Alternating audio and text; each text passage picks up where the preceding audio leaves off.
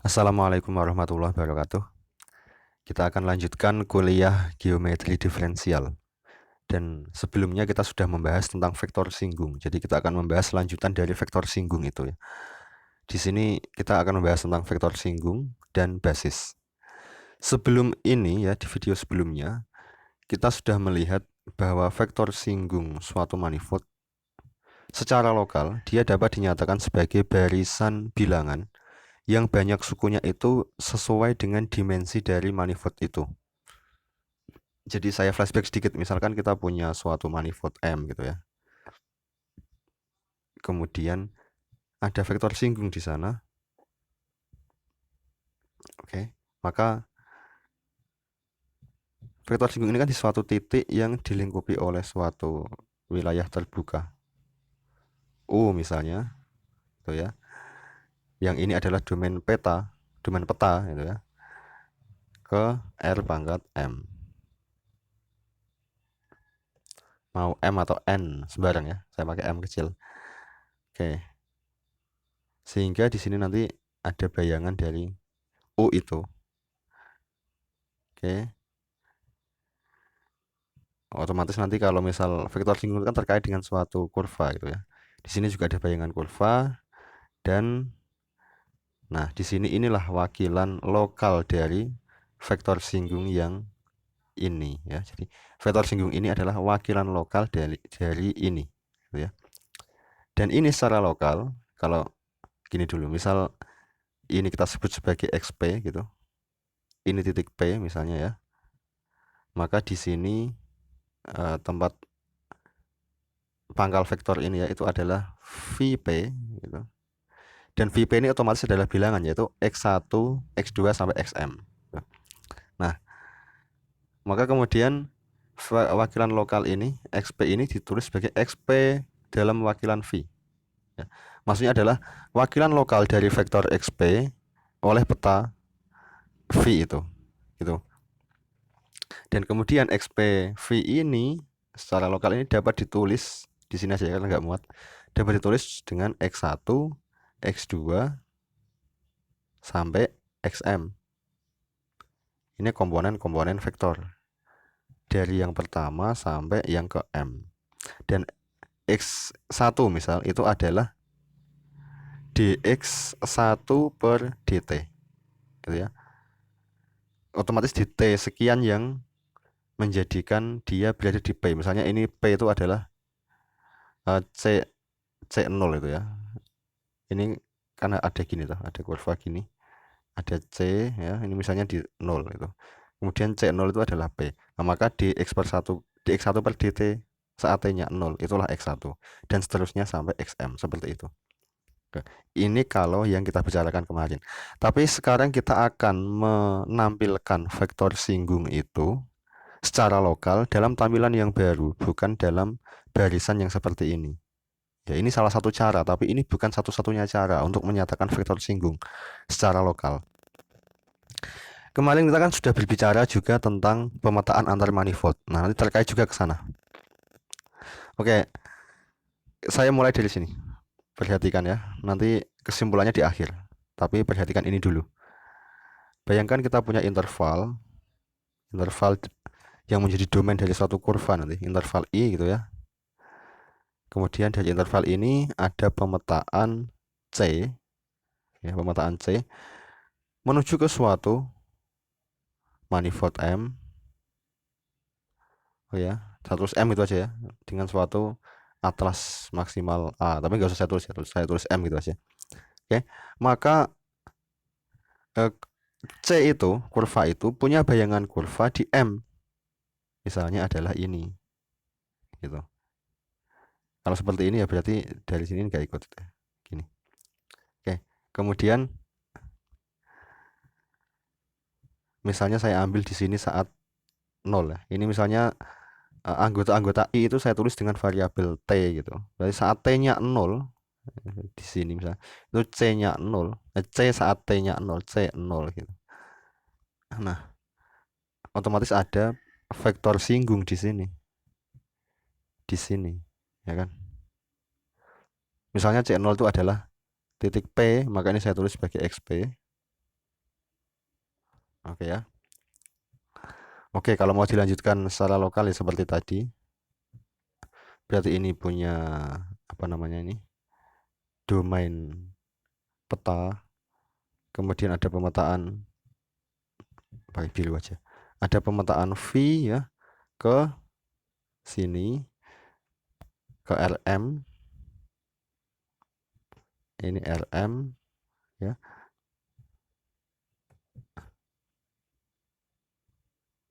Kayak gini ya kira-kira. Gambarnya putus-putus saja biar kelihatan terbuka itu maksudnya. Tapi terbuka juga nggak harus putus-putus sih. Seperti ini. Oke, seperti tadi. Sehingga ada vektor singgung yang secara lokal ditulis sebagai XPV. Oke, ini yang tadi ya.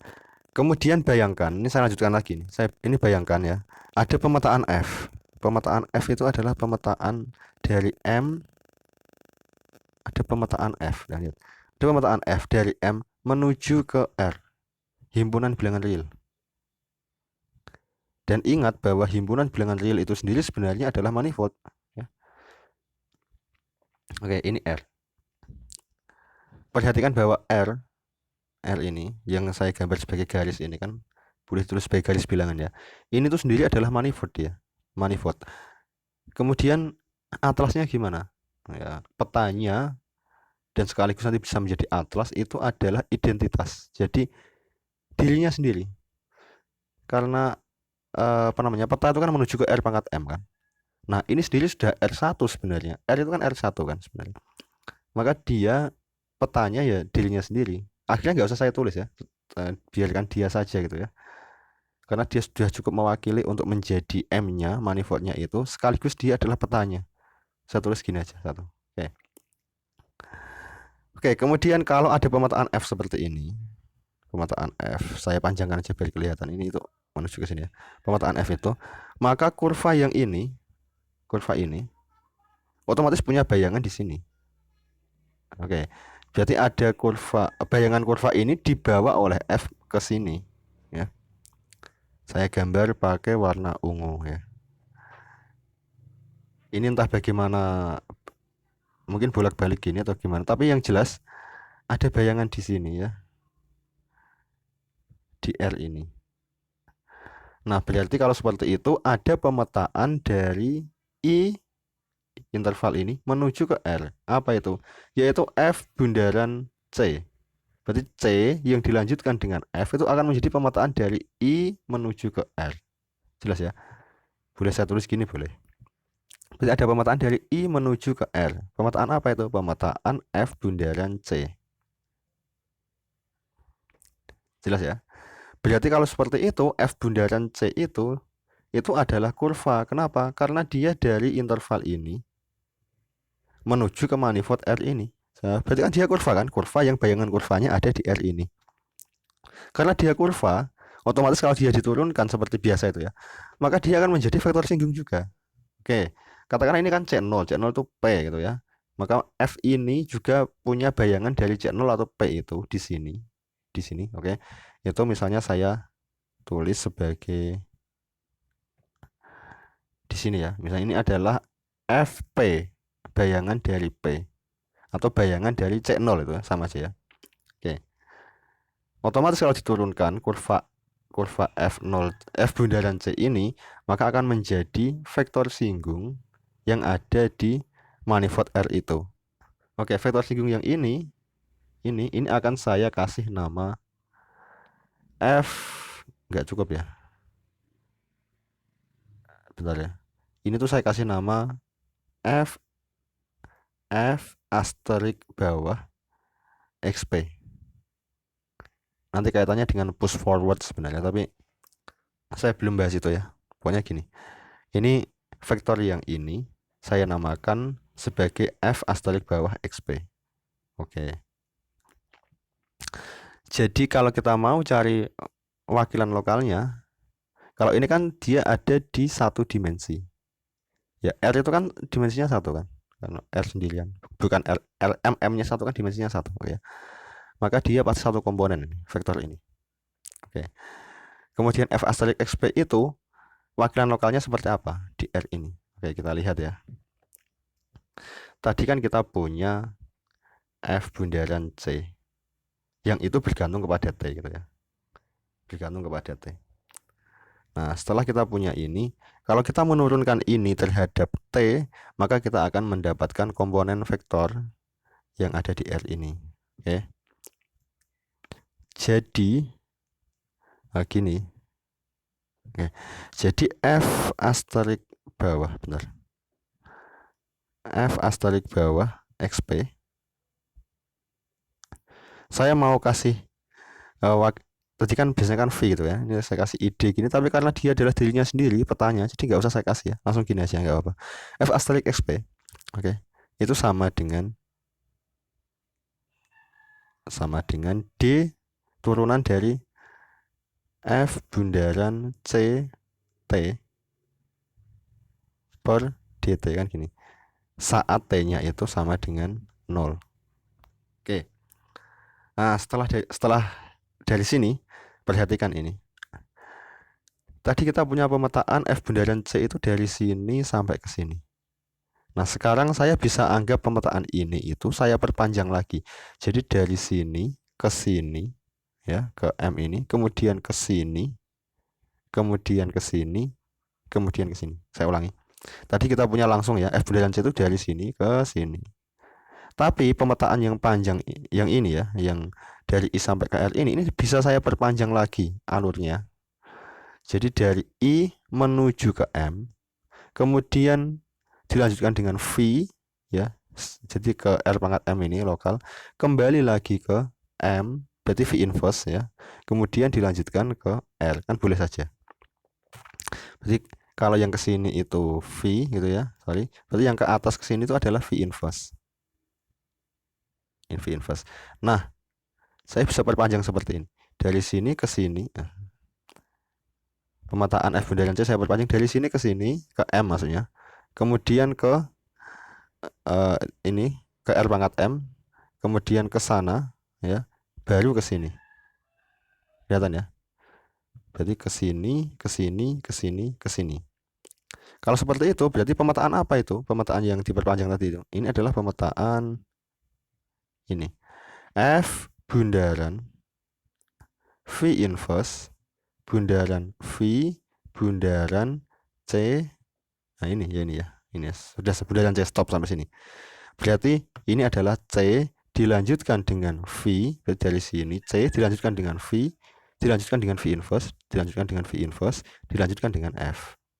Maka menjadi pemetaan dari I menuju ke R. Oke, saya akan tulis seperti itu. Jadi ini saya tulis seperti ini, sama dengan D F bundaran V inverse bundaran V bundaran C T dt T sama dengan 0. Oke, bisa ditangkap ya sampai sini ya. Nah, setelah itu, kalau seperti ini kan berarti kita fokus ke yang menjadi anggota domainnya itu T gitu ya. Jadi pemetaan sekian panjang ini. Oke. Tapi saya ingin fokus ke domainnya adalah V bundaran CT.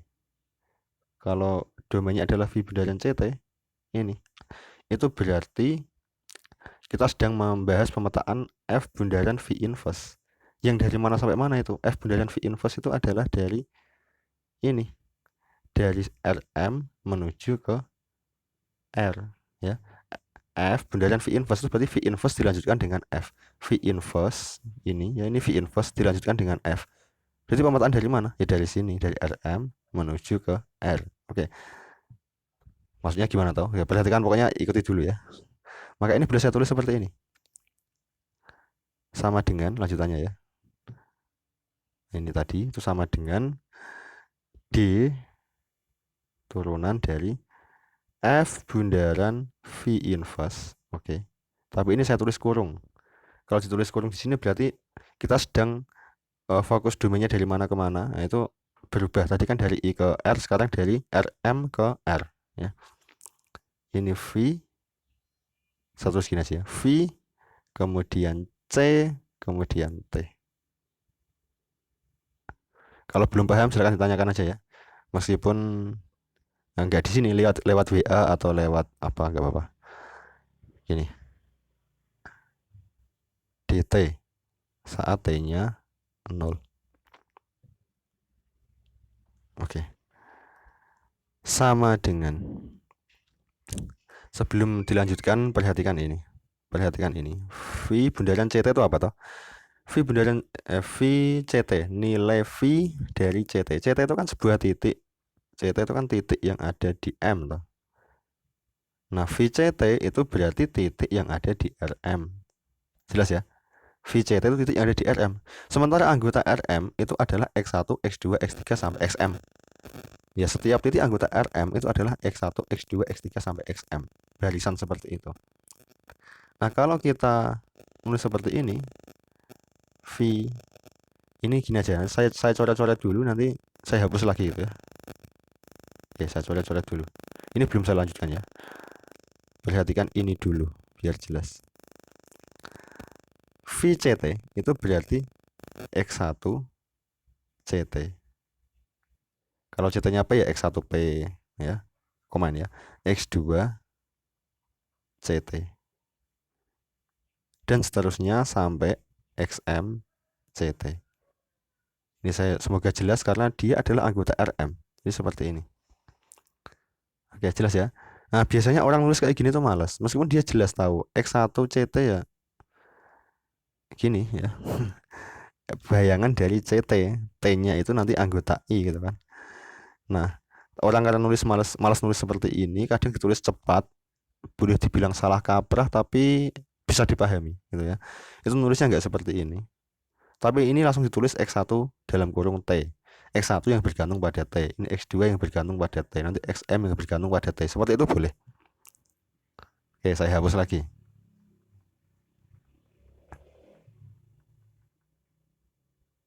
Saya hapus lagi. Atau saya lanjutkan aja nggak apa ya. Ini sudah bisa dilanjutkan sepertinya. Jadi saya lanjutkan. Oh iya, ini biar nulisnya nggak kepanjangan. Yang ini, yang ini mau saya tulis sebagai FV. FV maksudnya adalah F bundaran V inverse. Daripada nulisnya panjang, saya tulis pendek. Itu maksudnya. Tapi sama, kalau mau tulis panjang ya tulis saja F bundaran V inverse. Bentar. Oke. Ini juga saya hapus ya. Ini. Oke, maka ini boleh saya tulis seperti ini. D dari F, D dari FV. Saya tulis gini ya. Ini F ya, FV. Kok jelek sih tulisannya ya? Bentar. DFV gitu. D, nggak puas saya nulis jelek. Ini aja DFV. Nah, kemudian ini adalah X1T, X2T gitu Mas ya. Sampai XMT. Oke, kemudian per DT. Kemudian ini T-nya saat 0. Atau di titik P. Ya.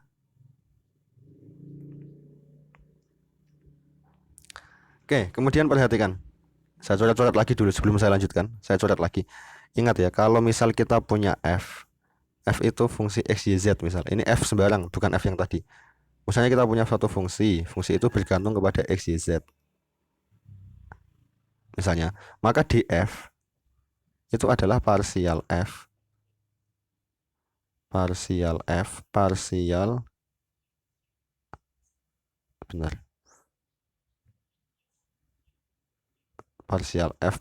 X dx plus parsial F parsial Y dy. Ini di matris ya. Plus parsial F parsial Z dz. Kan seperti ini. Nah, demikian juga ini, perhatikan ini. Ini kita punya fungsi FV yang dia bergantung pada X1 sampai XM. Maka D yang atas, yang pembilang ya, df ini, oke, dfv ini itu boleh saya tulis sebagai parsial F parsial X1 dx1 plus parsial F parsial X2 dx2 dan seterusnya. Oke, ini saya hapus ya. yang ini ya.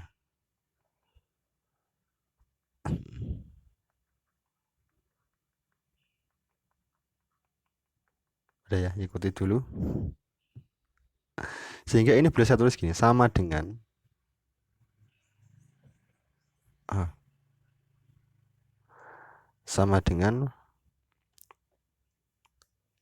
mohon maaf ya, ini jadi agak sulit buat nulis layarnya, tadi mudah. Sama dengan parsial FV. Bentar. Parsial FV parsial X1 dx1 gitu ya, saat T-nya 0 gitu ya. Tapi lihat ini kan ada per dt, langsung saya tulis aja di bawahnya per dt. Bentar. Ini dx1, mohon maaf ya, layarnya jadi agak sulit buat nulis. dx1 per dt saat T-nya 0. Oke. Kemudian ditambah parsial FV parsial FV parsial X2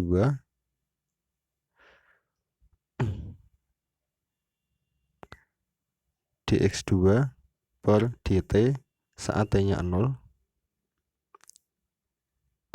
dan seterusnya sampai parsial FV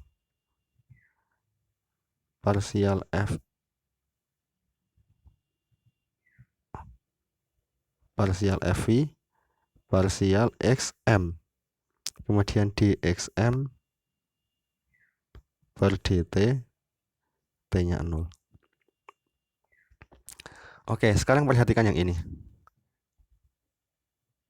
Perhatikan dx1 per dt saat T-nya 0 ya. dx2 per dt saat T-nya 0, dxm per dt saat T-nya 0. Ini kan komponen vektor yang kita pelajari di video sebelumnya toh. dx1 per dt itu adalah x besar 1 ya, x besar 1. Ini adalah x besar 2, yaitu komponen saya pakainya x besar 1p atau x besar 1, saya lupa kemarin.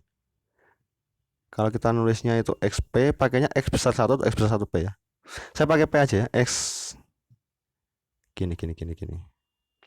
xp1 gitu ya. Mungkin kalau ada perbedaan notasi mohon maaf, dengan video sebelumnya saya lupa malah. Di video sebelumnya saya pakai notasinya apa? X2p gitu aja ya. Maksudnya adalah komponen dari vektor xp nomor 2. X2p. P ini P tapi nggak muat saya nulisnya. Ini P maksudnya tapi nggak muat. Oke. Kemudian ini adalah XMP. Dan oke. Sehingga ini tadi boleh saya tulis seperti ini. Menjadi sama dengan, ini saya balik ya. Ini saya tulis di depan, baru kemudian ini ditambah, ini saya tulis di depan, baru kemudian ini. Oke, berarti menjadi gini. X1 parsial FV parsial X1 plus X2 parsial FV parsial X2 dan seterusnya ya, ditambah dengan parsial XM parsial F parsial FV parsial XM. Oke. Kemudian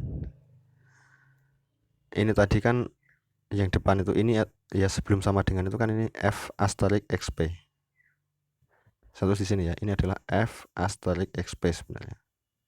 F asterik XP. Jadi F asterik XP itu sama dengan ini. Oke. Nah, sekarang perhatikan ini. Untuk XP yang sama, itu ungkapan X1 parsial X1. Kalau kita jangan perhatikan FV-nya ya, jangan perhatikan FV-nya, oke. Berarti untuk XP tertentu, untuk vektor singgung tertentu, itu ungkapan ini selalu sama ini. X1 parsial X1, jangan perhatikan F-nya, ditambah X2 parsial X2, ditambah sampai XM parsial XM. Ini sama. Yang membedakan adalah kalau dikasih F ya.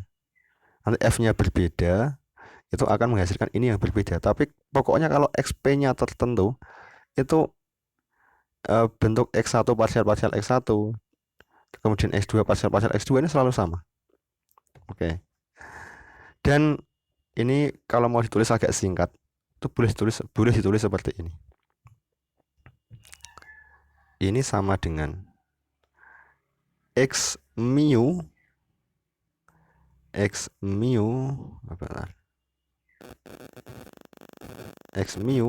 parsial FV parsial X mu. Oke, ini notasi Einstein ya. Jadi kalau ada dua indeks berurutan seperti ini ada mu, ini ada mu, itu masuknya penjumlahan. Jadi secara otomatis sebenarnya di sini itu ada sigma. Di sini tuh ada sigma di sini sebenarnya. Sigma ini indeksnya mu. Jadi dari 1 sampai M. Sehingga ini menjadi X1 parsial FV parsial X1 plus X2 gitu dan seterusnya gitu. Tapi tanpa ditulis sigma pun sebenarnya ini maksudnya adalah penjumlahan. Mu-nya bergerak dari 1 sampai M. Itu kalau orang malas seperti ini nulisnya. Nah, akhirnya boleh saya tulis ya, saya ulang lagi. Pelan-pelan tapi semoga paham. Ini F asterisk XP akhirnya boleh saya tulis sebagai X mu parsial FV parsial X mu. Nah, ini pun ya, yang bagian ini tuh orang juga malas nulis gini. Ini masih malas nulis seperti ini aja malas. Jika kemudian ditulis begini, F asterisk XP itu sama dengan X mu parsial mu FV. Gitu. Iya sama aja, maksudnya ketika orang nulis ini tuh maksudnya ini, cuman dipersingkat gitu. Oke, kembali ke sini, perhatikan ini penulisan singkat ya sekarang ya. Setiap diberikan satu buah XP, maka ini tuh pasti sama. Benar, ketika setiap diberikan satu buah XP, maka bagian ini tuh pasti sama. Iya, nanti tinggal kalau ininya diganti G, jadi ini jadi GV kan gitu kan. Ini diganti apa, ini jadi apa lagi. Tapi yang bagian ini, XP ini, tetap ininya sama. Dengan kata lain apa? XP, ini kesimpulannya gitu. XP itu dapat saya wakili dengan ini. Karena setiap satu buah XP pasti akan terkait dengan satu buah bentuk seperti ini. Jelas ya? Sehingga XP dapat dinyatakan sebagai X mu parsial mu. XP dapat dinyatakan sebagai X mu parsial mu. Yang mana X mu parsial mu itu adalah X1 parsial 1 plus X2 parsial 2 plus X3 parsial 3 dan seterusnya sampai XM parsial M. Jelas ya? Berarti maksudnya gini maksudnya. XP yang biasanya kalau yang video sebelumnya XPV ya, XPV dalam wakilan V itu ditulis sebagai X1 X2 sampai XM gitu di video sebelumnya. Nah, di sini XPV ini terkait atau dapat diwakili gitu ya dengan ini. X1 parsial 1 yang terus ini ya, X2 parsial 2 dan seterusnya. XM parsial M. Berarti kan ini semacam cara menulis sebenarnya. Ada yang ditulis begini boleh, atau ditulis dengan bentuk deret seperti ini. Nah, bayangkan ketika kita melihat ini, itu semacam melihat AXI plus AYJ plus AZK seperti itu. Seperti vektor biasa itu kan ada I, JK. Nah, yang berperan sebagai I di sini adalah parsial 1. Yang berperan sebagai J adalah parsial 2. Tapi ini kan kalau ini kan cuma sampai K, ini sampai M. Berarti ada semacam I, semacam J dan seterusnya tapi sampai M ya. Ini parsial 1, parsial 2 dan seterusnya. Nah, ini itu semacam AX, AY, AZ. Kalau di vektor biasa maksudnya. Jelas ya. Jadi akhirnya dari tampilan yang seperti ini dapat ditulis dalam tampilan yang seperti ini. Ini tampilan lain vektor. Dengan demikian nanti parsial 1, parsial 2 sampai parsial M itu adalah basis bagi ruang vektor tempat XP itu berada. Jelas ya? Berarti basis dari suatu ruang vektor tempat XP itu berada. Semacam IJK itu. Ya pokoknya itu basis gitu ya. Oke. Semoga jelas ya. Nah, cuman ini kalau mau ditulis lengkap ya ini adalah parsial X1. Kemudian ini itu adalah parsial X2. Mungkin ada yang bingung loh, ini maksudnya apa ini? Kalau misal saya nulis parsial F parsial X, nah itu jelas itu adalah turunan parsial F terhadap X kan itu. Tapi kalau seperti ini, parsial terus kosong, nggak ada apa-apanya parsial X. Ya ini makhluk apa itu? Ini makhluk apa? Ini nggak ada apa-apanya kosong ini. Ini makhluk apa? Ini sebenarnya ya boleh dikatakan sebagai pemetaan. Mungkin dikatakan operator juga boleh, tapi untuk saat ini nggak. Saya katakan sebagai pemetaan itu ya, pemetaan. Jadi ini tuh memang nggak ada artinya kalau ini belum dimasuki suatu makhluk tertentu F atau apa gitu maksudnya ya, FV atau apa. Kalau belum ada itunya nggak bisa dikerjakan. Tapi kita nggak penting, nggak ada itunya pun nggak apa-apa. Jadi ketika kita sudah menulis seperti ini ya, dan masing-masing ini adalah parsial X1, parsial X2. Yang penting kan ini menampilkan suatu vektor. Meskipun ini tuh artinya apa nggak jelas gitu ya. Kalau belum dimasuki belum dikasih fungsi F atau yang lain, itu nggak jelas. Tapi nggak apa-apa, tetap vektor itu dinyatakan seperti ini. Jadi jangan kaget ya dengan adanya apa namanya notasi baru, objek baru seperti ini. Gitu. Akhirnya XP itu sendiri sebagai vektor, XP kan vektor ya. Tapi akhirnya XP juga dapat dipandang sebagai pemetaan dari fungsi-fungsi yang dapat diturunkan di sekitar P menuju ke bilangan real. Nggak saya tulis tapi saya omongkan, semoga paham. Jadi XP ini dapat dipandang sebagai pemetaan ya, pemetaan yang inputnya dari pemetaan itu adalah fungsi-fungsi yang dapat diturunkan atau licin di sekitar P. Supaya apa ya? Supaya kalau ini dikasih F nanti bisa dikerjakan. Kalau nggak licin kan nggak bisa diturunkan itu kan. Atau nggak harus licin, pokoknya kan kalau nggak diferensiabel nggak bisa diturunkan ya. Oke. Tapi kita bisa ngomong diferensiabel karena kita sudah meninjau secara lokal itu ya. Oke, intinya gitu ya. Jadi ini menjadi pemetaan ya. Vektor itu dapat dipandang sebagai pemetaan yang menghubungkan fungsi-fungsi yang dapat diturunkan di sekitar P atau di sekitar C0 gitu ya. Menuju ke mana? Menuju ke bilangan real. Artinya apa? Kalau ini dikasih F yang dia dapat diturunkan di sekitar FV ya, FV yang dia dapat diturunkan di sekitar P, oke. Maka hasil akhirnya nanti setelah diturunkan hasilnya adalah berupa bilangan real. Oke, berarti dia pemetaan yang menghubungkan fungsi-fungsi yang dia licin atau dapat diturunkan di sekitar P dan hasilnya nanti itu adalah bilangan real. Jadi dapat dipandang seperti itu. Jadi vektor singgung ternyata dapat juga dipandang sebagai pemetaan. Itu ya. Vektor singgung dapat secara lokal dapat ditulis dengan cara ini. Tapi dia juga dapat ditulis dengan cara yang lain, yaitu menggunakan ini. Jelas ya? Ketika kita menulisnya menggunakan ini, maka kita semacam menulis vektor dengan basis IJK semacam itu, tapi beda ya. Tapi semacam itu supaya mudah memahami. Nah, yang berperan sebagai IJK-nya itu atau basisnya itu adalah parsial 1 sampai parsial M. Gitu. Semoga paham ya. Ini videonya sampai sini aja. Sudah setengah jam lebih dikit. Oke, silakan dipelajari dulu, diputar-putar lagi videonya. Kalau nggak paham silakan ditanyakan.